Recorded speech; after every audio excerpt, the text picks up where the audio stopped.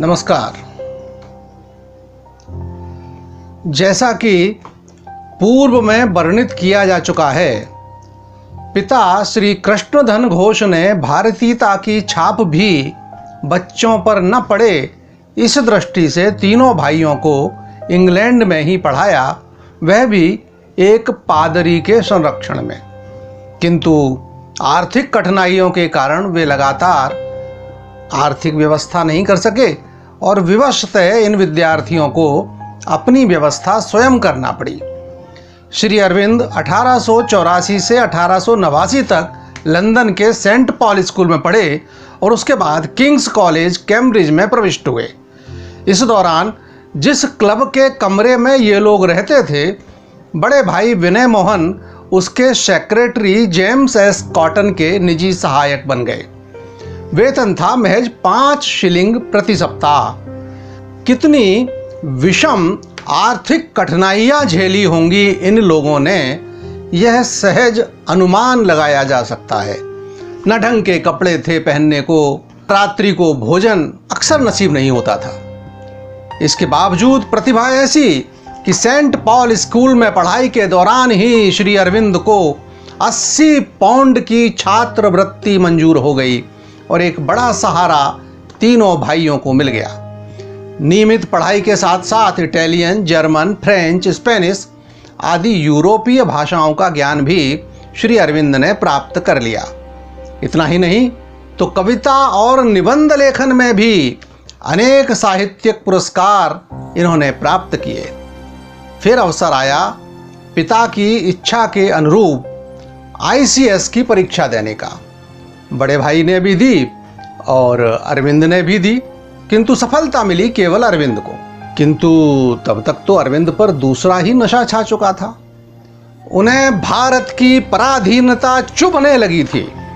London में रहते हुए वे लोटस एंड डैगर अर्थात कमल और कटार नामक संस्था के सदस्य बन चुके थे, जिसके प्रत्येक सदस्य को प्रतिज्ञा करनी होती थी कि वह आजीवन भारत की स्वतंत्रता के लिए कार्य करेगा। क्रांति पथ पर यह अरविंद का प्रथम कदम था। दूसरा कदम उठाया, ICS की परीक्षा तो उत्तीर्ण कर ली, किंतु बने नहीं। पिता को बुरा न लगे, इसलिए रास्ता यह निकाला कि अंतिम घुड़सवारी की परीक्षा देने पहुंचे ही नहीं। बार बार अनेक अवसर दिए गए, पर हर बार समय पर नहीं पहुंचे। बहाना एक ही, आवागमन की असुविधा। सच्चाई तो यही थी कि ICS बनकर वे ब्रिटिश तंत्र का पुर्जा नहीं बनना चाहते थे। वह तो एक प्रकार से भारत की पराधीनता में सहयोगी बनना ही होता ना। और 21 वर्षीय नौजवान अरविंद ने इस प्रकार भौतिक वैभव और विलासितापूर्ण जीवन को एक प्रकार से ठोकर मार दी। जब वे 1893 में भारत लौटे, उस समय उनका जहाज डूबने के गलत समाचार से मर्माहत होकर पिता की हृदयाघात से उनके भारत पहुंचने के पूर्व ही मृत्यु हो गई और उनकी मां विक्षिप्तावस्था में उन्हें पहचानने की स्थिति में भी नहीं रही। मृत्यु के पूर्व ही पिता अपने एक परिचित के माध्यम से अरविंद को बड़ौदा नरेश सयाजीराव गायकवाड़ का निजी सहायक नियुक्त करवा गए थे। इस पद पर श्री अरविंद 8 फरवरी 1893 से 18 जून 1907 तक रहे। इस दौरान वे बड़ौदा कॉलेज में अध्यापन भी करते रहे। इसी बीच 1901 में 29 वर्षीय अरविंद का विवाह 14 वर्षीय मृणालिनी से हुआ। स्वाभाविक ही किसी के भी मन में सवाल उठेगा, तो फिर इंग्लैंड में ली गई स्वतंत्रता की प्रतिज्ञा का क्या हुआ? नौकरी करते रहे, पढ़ाते रहे, बस? जी नहीं, लक्ष्य पर सदा निगाहें रहीं। बड़ौदा में रहते समय ही 1898 में एक बंगाली नौजवान यतीन्द्रनाथ बैनर्जी को सैन्य प्रशिक्षण के लिए बड़ौदा की सेना में भर्ती करवा दिया और उसे प्रेरित किया कि वह आगे चलकर बंगाल में क्रांतिकारी कार्यों के लिए स्वयं को पूर्ण प्रशिक्षित करे। अपने छोटे भाई बारींद्र घोष को भी बंगाल में जन जागरण और क्रांति कार्य हेतु संगठन विस्तार का जिम्मा दिया। उसके पूर्व उन्होंने अनुज वारींद्र को शपथ दिलाई। एक हाथ में नंगी तलवार और दूसरे हाथ में गीता लेकर वारिंद्र ने क्या शपथ ली थी? जब तक मेरे शरीर में प्राण हैं और जब तक भारत स्वतंत्रता की बेड़ियों से आजाद नहीं हो जाता, तब तक मैं क्रांति कार्य करता रहूंगा। अपने कोलकाता जाने से पूर्व ही श्री अरविंद बड़ौदा में रहते रहते ही बंगाल में 5 सदस्यीय केंद्रीय परिषद बना चुके थे, जिसमें भगनी निवेदिता, यतीन्द्रनाथ बनर्जी, वारेन घोष, CR दास और सुरेंद्र नाथ ठाकुर शामिल थे। इतना ही नहीं तो महाराष्ट्र के क्रांतिकारियों के साथ भी इस दल का तालमेल था। मार्गदर्शन के लिए स्वयं श्री अरविंद भी समय समय पर कोलकाता जाते रहे। बड़ौदा में रहते समय समसामयिक घटनाओं पर उनकी पैनी नजर थी। मुंबई के एक अंग्रेजी समाचार हिंदू प्रकाश में छद्म नाम से उनके द्वारा लिखित लेखमाला न्यू लैंप्स फॉर ओल्ड अर्थात पुरानों के स्थान पर नए दीप, इन्होंने तो तहलका मचा दिया। इन लेखों में श्री अरविंद ने न केवल अंग्रेजी राज की बखिया उधेड़ी, वरन तत्कालीन कांग्रेस की ढुलमुल नीतियों की भी कटु आलोचना की। आइए कुछ लेखों के अंशों पर नजर डालें। अंग्रेजों का वर्णन करते हुए उन्होंने लिखा, वे अशिष्ट एवं भ्रष्ट हैं, उनका शासन दोषों से परिपूर्ण है, उनमें कोई उदात्त भावना है ही नहीं, वे संकुचित हृदय के और वणिक वृत्ति से परिपूर्ण हैं। लेकिन इस सब में मुझे कोई आपत्ति नहीं, क्योंकि वे बहुत ही साधारण मानव हैं, जिन्हें संयोग से अनुकूल परिस्थितियां मिल गई हैं। श्री अरविंद को तत्कालीन इंडियन नेशनल कांग्रेस की नीतियों से ज्यादा निराशा थी। उन्होंने लिखा, हमारे लिए निराशा की मरुभूमि में कांग्रेस ही आशा के शीतल जल की पुष्करणी थी। यह स्वतंत्रता संग्राम का अभियान ध्वज थी, किंतु ये सब आशा शरिताएं मृग तृष्णा मात्र सिद्ध हुई। जिन नेताओं में कांग्रेस का विश्वास है वे सुयोग्य नेता नहीं हैं। हमारी स्थिति इस समय अंधे नैव धीयमाना यथा अंधा अर्थात अंधे के नेतृत्व में चलने वाले अंधों जैसी हो गई है।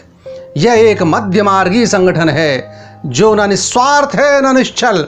इसके देश प्रेम के दावे खोखले हैं, इसकी नस नस में भीरुता है। यह कठोर सत्य के उद्घाटन से कतराती है, सीधी सच्ची बात करने में कतराती है और सदा भयभीत रहती है कि कहीं सरकार रुष्ट ना हो जाए। स्वाभाविक ही इन लेखों की प्रतिक्रिया हुई और श्री महादेव गोविंद रानाडे ने संपादक से संपर्क कर इतने तीखे लेख न छापने का आग्रह किया।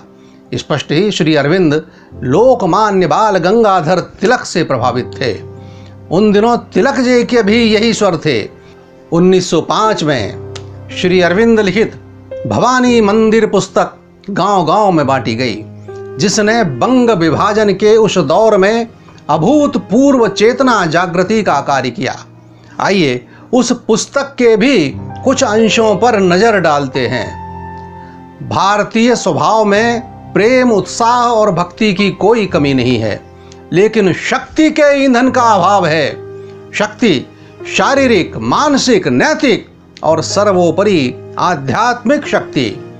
शक्ति के अभाव में हम स्वप्न के मनुष्य के समान हैं, जिसके हाथ तो दिखाई देते हैं लेकिन उन हाथों से कुछ पकड़ा नहीं जा सकता।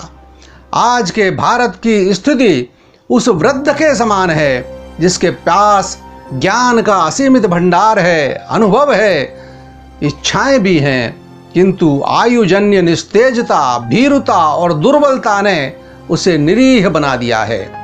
यदि भारत को जीवित रहना है तो उसे पुनः यौवन संपन्न बनाना होगा।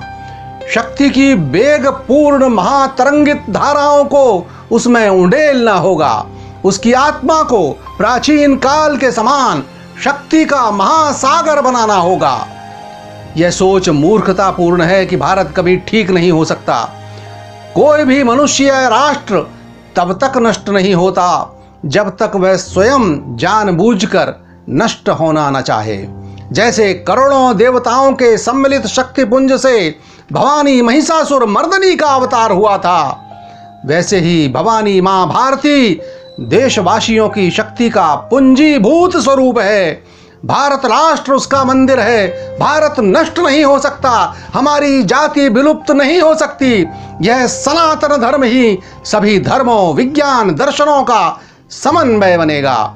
इसी महान कार्य को करने के लिए स्वामी रामकृष्ण आए। विवेकानंद ने उपदेश दिया, हमारी जाति की आवश्यकता है शक्ति, शक्ति और अधिक शक्ति। उसके बाद 1906 में तो वे बड़ौदा की 700 रुपये मासिक की शासकीय नौकरी छोड़कर मात्र 150 रुपये मासिक पर नेशनल कॉलेज कोलकाता में पूर्णतः शिक्षक होकर कोलकाता पहुंच ही गए। और कोलकाता पहुंचकर क्या किया, जानने के लिए अगला अंक भी अवश्य देखिए। नमस्कार।